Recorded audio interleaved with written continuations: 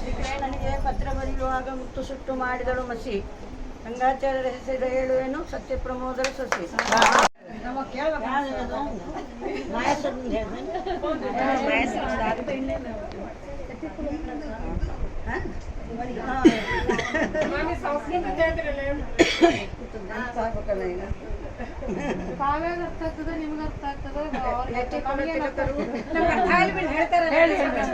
ಕವಿಕುಲ ತಿಲಕರು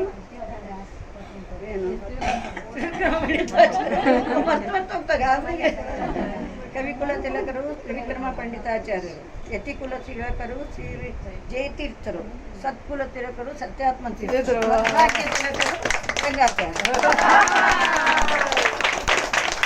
ಮಾಯಾಸುರನಿಂದ ರಚಿತವಾದ ಅಪ್ರತಿಮ ಕಲಾಪ್ರೌಢೆಯಿಂದ ಶೋಭಾಯಮಾನವಾದ ಮಂದಿರದಲ್ಲಿ ಯುಧಿಷ್ಠಿರನು ಹೂಡಿದನು ರಾಜಸೂಯ ಯಾಗವನ್ನು.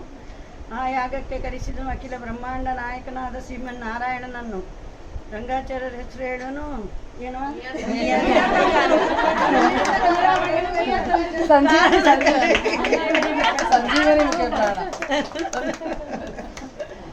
ಮೂರದು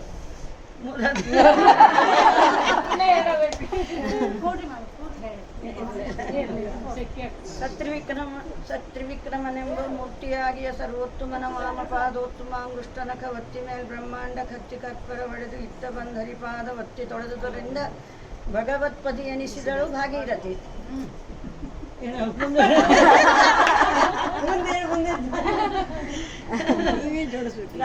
ರಂಗಾಚಾರ್ಯ ಸತಿ.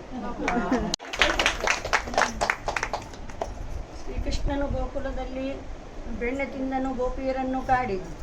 ರಂಗಾಚಾರ್ಯರು ಧನ್ಯರಾದರು ಸತ್ಯಾತ್ಮರನ್ನು ನೀಡಿ.